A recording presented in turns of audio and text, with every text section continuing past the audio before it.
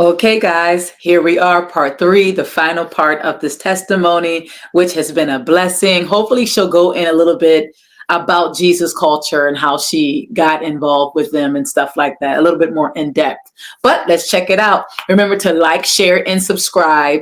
And if you have any questions, comments, or concerns, put them in the chat box below. Let's enjoy. And so I spent so long going through all of this. And in the midst of that, the Lord was slowly pulling me into worship. Now, I grew up singing. I liked singing. I never excelled in it. I never even would have thought it'd be something I'd do with my life. In fact, when I was in choir in high school, I got in trouble and I got kicked out of choir. And then he banned me from the rest of high school. So I was never in choir. I never did singing there. And then at Simpson College, they had auditions for the worship team. And I thought, maybe this is how I could make friends. I don't really know much about worship, but I know how to sing. So maybe I could audition. So I did as a background singer. I did not make the team. So I was not thinking that there was anything special about singing or anything like that. But all of a sudden, someone walked by me, the worship pastor. He came back and he said, "Do you want to sing?" And I'm like, "Who are you?" He's like, "I'm the worship pastor." And he's like, "I don't even know, who are you?" "I'm Kim." "How'd you know I sing?" "I don't." "Okay, well, it was just a God thing." So I just started singing background vocals. And then it's like, "Hey, why don't you lead a song?" The first time I led a song on a Sunday morning, I messed up horribly. I burst into tears and I ran off the stage in the middle of the song. I left the whole band. I just left them, abandoned everyone. I did not go back up. And I swore I would never do it again. Fear, So man. I don't know. Fear. This is too hard. And in that time, in that process, God was building something inside of me and bringing me into worship. But it all started with teaching me first about who he is and building up something inside of me, building up an internal world that could be ready for my external world that he was about to bring. Amen. And all of a sudden one day, I just felt like, okay, I've been leading worship a little bit. I'm growing. There's things happening, but I feel locked up. Something inside of me needs to shift and change. Something needs to come out. I don't know what it is, but something needs to come out. And so I went on a journey. I left Reading and I started traveling around the US where I had heard God was doing something awesome. And I would just show up in these places and just sit there and wait. I'm just waiting, God, for you to do something. Something needs to come out of me. Maybe this is where it will come out. Nothing was happening. I landed in Charlotte, North Carolina, and there I heard a song that changed my life.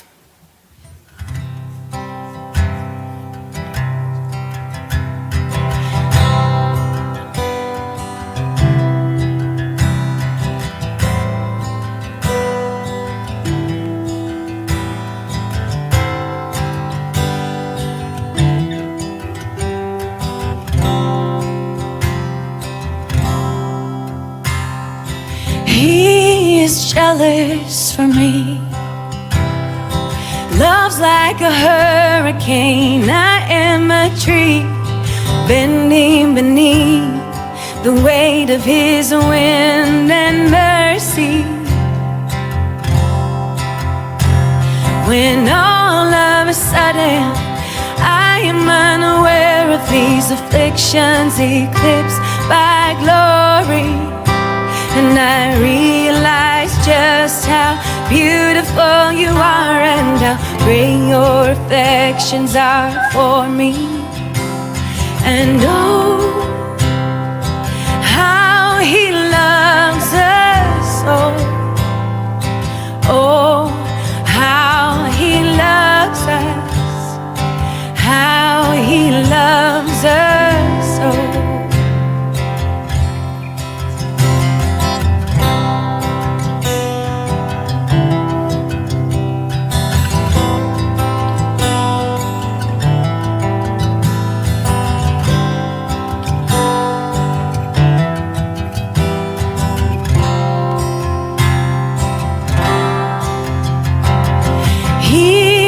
Jealous for me.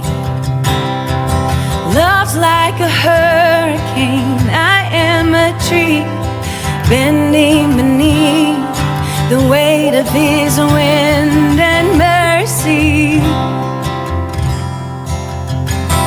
When all of a sudden I am unaware of these afflictions eclipsed by glory. And I realize just how beautiful you are and how great your affections are for me. And oh, how he loves us, oh, how he loves us, how he loves us, oh.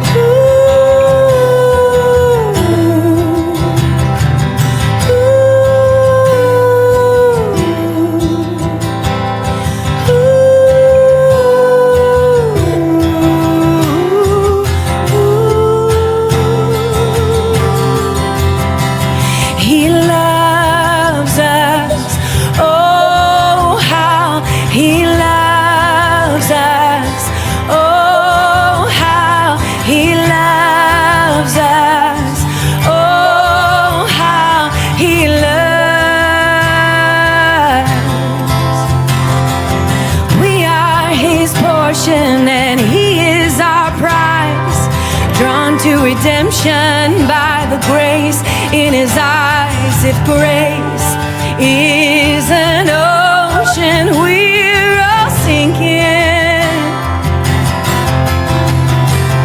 So heaven meets earth like a sloppy wet kiss, and my heart turns violently inside of my chest. I don't have time to maintain these regrets when I think about the way he loves us. Oh, how he loves us. Oh, how he loves us. Oh, how he loves. He loves us. Oh, how he loves us. Oh, how he loves us. Oh, how he loves.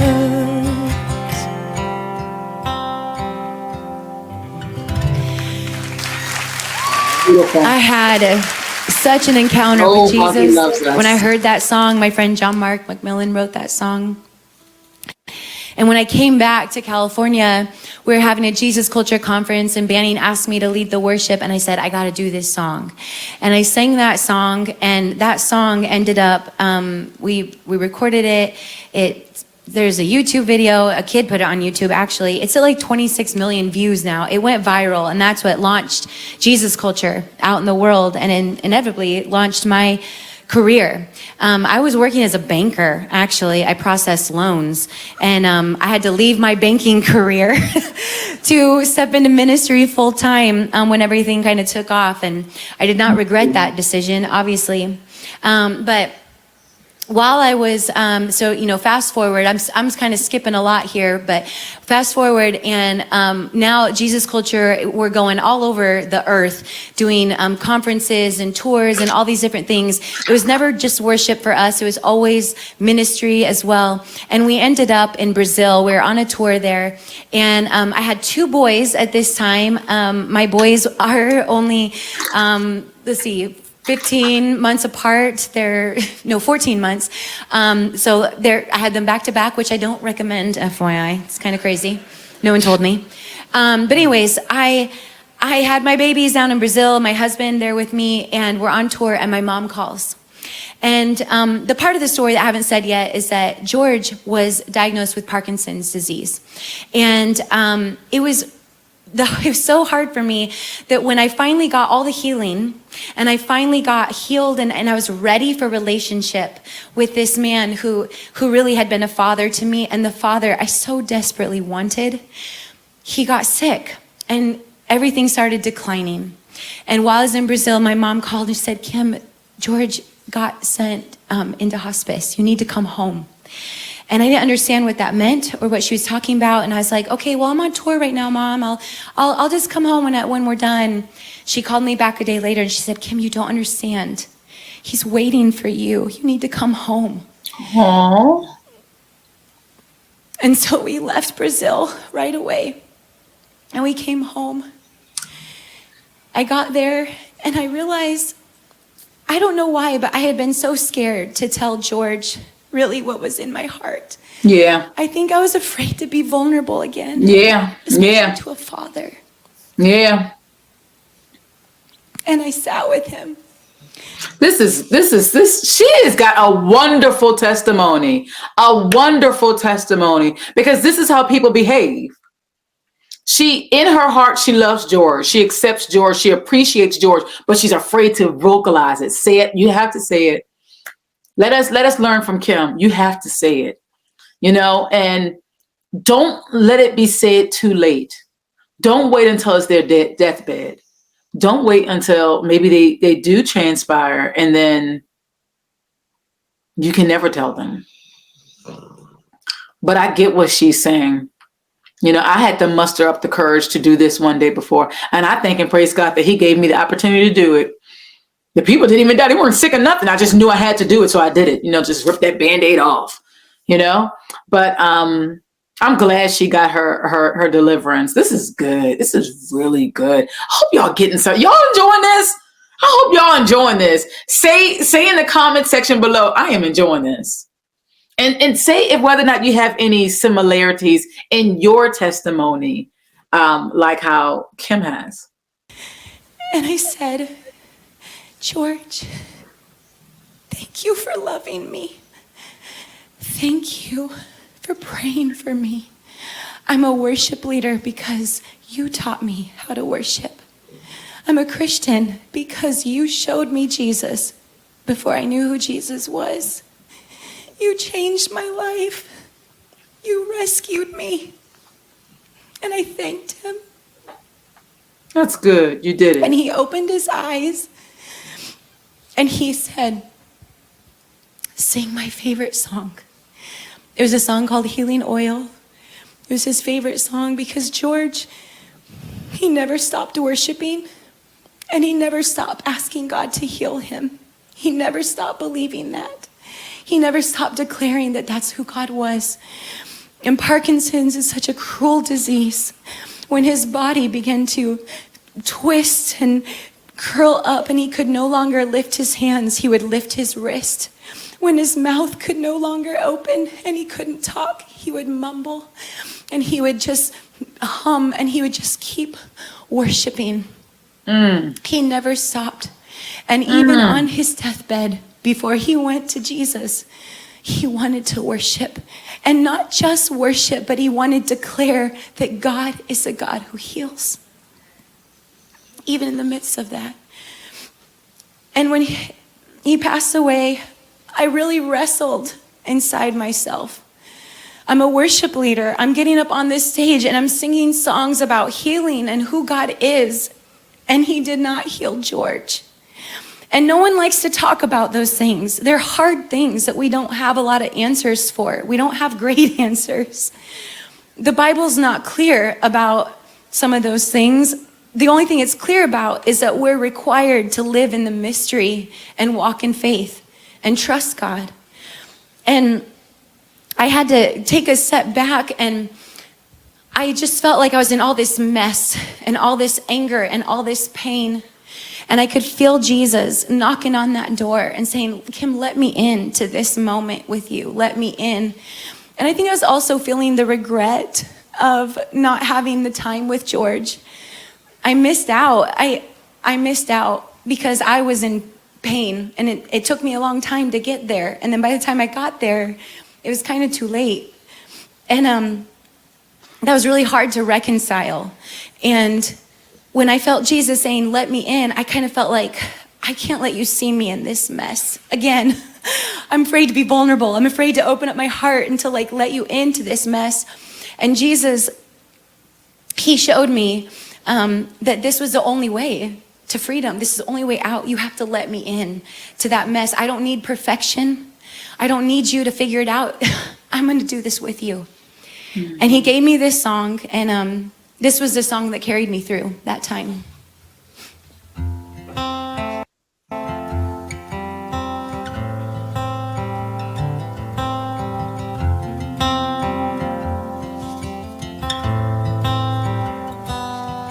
In the front lines, you fight for me. Oh, your kindness is my shield. When the armies rise and I am scared, my heart you will defend. You are on my side. You go before me. You stand behind. You tell my fear to run. Always and forever I am loved. You are on my side. Oh, you are on my side. Oh, in the tragedy, you grieve with me. Your comfort is my song. In my wandering, you're still rescuing. You will never, never give up. You are on my side. You go before me. You stand behind. You tell my fear to run. Always and forever I am loved. You are on my side. Oh, you are on my side. Oh, you were on my side. You were on my side. When I couldn't see, when I couldn't feel, when the pain was real, you were on my side. You were on my side. When you saved me from my heart of stone, you awoke these bones. You were on my side. You were on my side. Nothing on this earth could ever separate me from your love. You are on my side. You go before me. You stand behind. You tell my fear to run. Always and forever I am loved. You are on my side. You go before me. You stand behind. You tell my fear to run. Always and forever I am loved. You are on my side. Oh, you are on my side. Oh.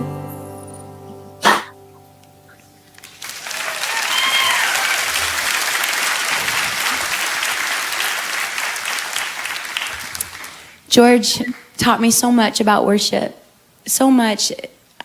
I figured it out like later, you know, really. It's like it really kind of hit me how much I really learned from him in that, and worshiping him in the hardest of circumstances, and how important it is to worship him in the worst of times, in the best of times, like to never stop, to keep going.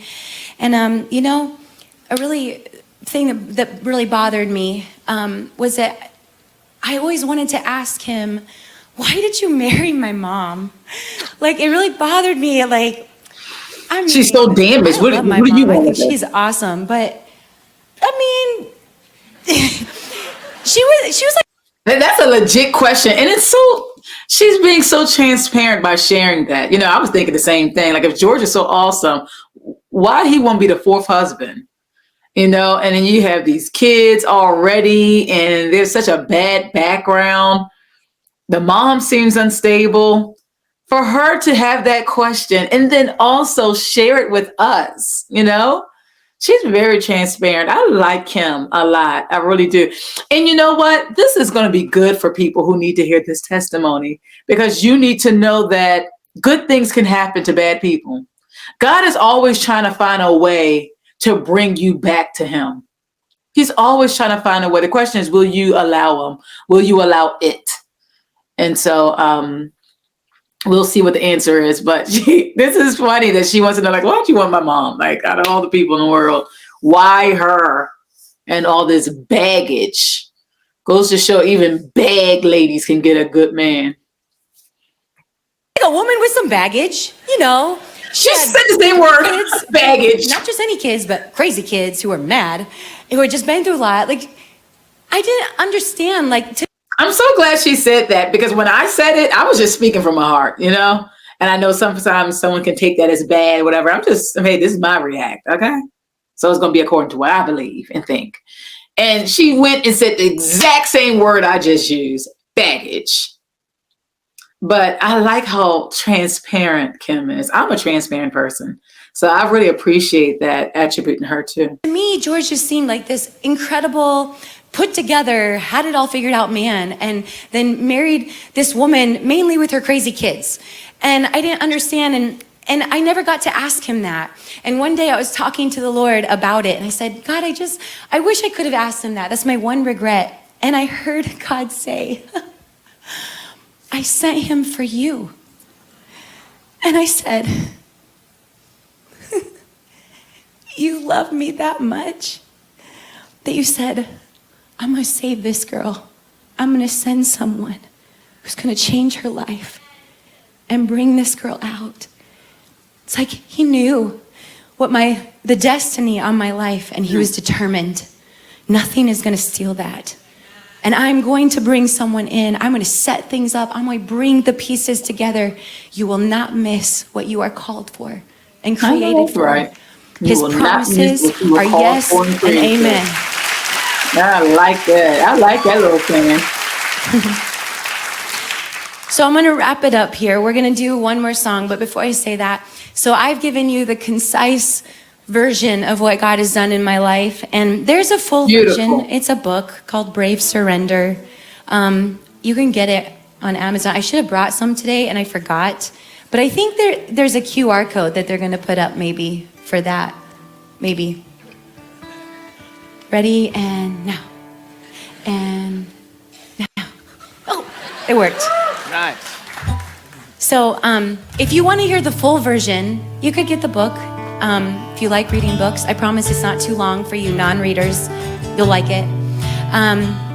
But here we are now, me and my husband and 3 kids now. Got a little girl. We live in Montana. And now the place that we're at is, you know what? We are taking on fear in our own lives. I feel like God sent us out into the wilderness to do something inside of us, and then he's getting ready to launch us into something new. So the thing that's burning in my heart now is, I'm very uncomfortable with the fact that worship music, it's very different from when I very first started, okay? So it's been a lot of years. You heard the story, like 2000 was when I first showed up. But anyways, worship music is now in the industry, the worship music industry. It's really... I hope you guys will use this QR code too if you want to read her book.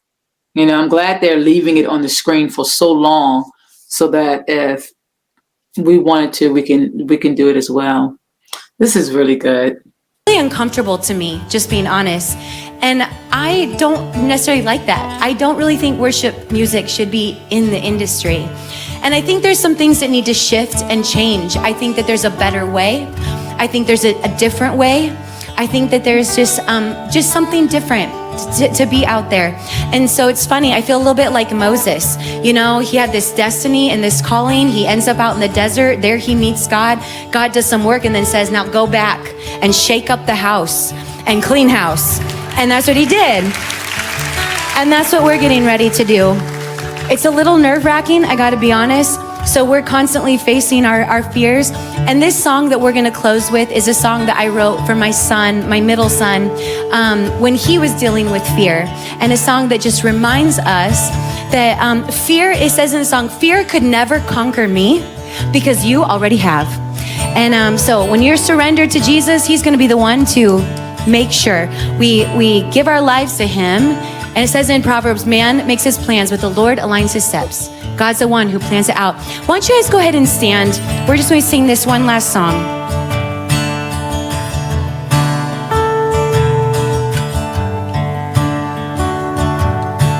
Jesus Christ, King of all, everything at your name has to fall. Darkness runs at the sound. Everything at your name has to bow. Peace has overcome my heart, so worry never can. Hope has taken back that space disappointment had. I believe your promises above my circumstance. Yes. Fear could never conquer me, 'cause you already have. Oh, I can figure that piece out. That's good. Nice. you already have. I like that. Jesus Christ, King of all, everything at your name has to fall. Darkness runs at the sound. Everything at your name has to bow. Peace has overcome my heart, so worry never can. Hope has taken back that space disappointment had. I believe your promises above my circumstance. Fear could never conquer me, 'cause you already have. Oh, I like it. oh. I like it. Yes. All the way through the night, you've got armies of angels assigned to my life. I've got nothing to fear. I surrender the fight to the one who is greater, right here by my side. I've got nothing to fear. All the way through the night, you've got armies of angels assigned to my life. I've got nothing to fear. I surrender the fight to the one who is greater, right here by my side. I've got nothing to fear. Peace has overcome my heart, so worry never can. Hope has taken back that space disappointment had. I believe your promises above my circumstance. Fear could never conquer me, 'cause you already have. Oh, peace has overcome my heart, so worry never can. Hope has taken back that space disappointment had. I believe your promises above my circumstance. Fear could never conquer me, 'cause you already have. Fear could never conquer me, 'cause you already have. Oh, fear could never conquer me, 'cause you already have. Nice. I love it. Love it. Love it. Love it. Ah, that was so beautiful. Yes. I enjoyed your testimony, Kim. If you ever get a chance to see this reaction video, thank you for sharing. Thank you for sharing. There's always hope. There's always a ram in the bush. And I'm so glad that you were transparent enough to share it. I'm so glad how honest you were when you were 11 with your sister in that cabin. I'm glad that you had the boldness to tell your stepfather the truth before he died. I'm glad that you were able to get that closure. I'm glad that God has destined you for greatness, and he himself was able to keep you to make sure you were able to do exactly what he had planned for you. That's so beautiful.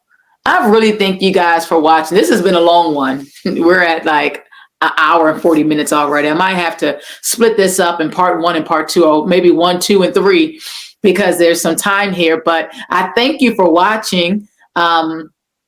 What did you like best about Kim's testimony? Could there have been anything that she said that you can relate to and say, that was in my family too? I remember having to go through that struggle. Or someone close to you. Like I was saying, like I knew a guy who went through what she went through in reference to like having to take care of her mom and her siblings and stuff. And he tried to commit suicide by slitting his wrists.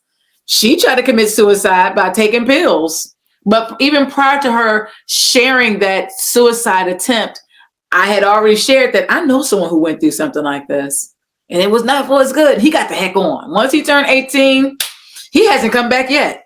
I mean, you might hear from here and there, especially if something major happens, like a death in the family or something like that. But other than that, I don't hear from him, don't see him and everything. And I'm like, go for it, man. Do you? Because until he gets like a real breakthrough with Jesus Christ, it still doesn't serve him to be around his people, because they're so bad, man. They need help as well, but at the same time, they need to want the help. God is always sending help to them through different people, and they're always rejecting it. They always know everything. They're already, that high-minded, scared to be vulnerable, scared to be honest, like she was when she was in the cabin. She was honest. They're not trying to be honest about the truth, about what's going on for real in the family. And so until God can orchestrate all that, it's best to keep your distance. But I was really blessed by listening to this testimony. I really was. I was blessed by listening to this testimony. Again, grace and peace be multiplied to you all through the knowledge of God and the Lord Jesus. I hope to see you guys soon. Thanks. Bye-bye.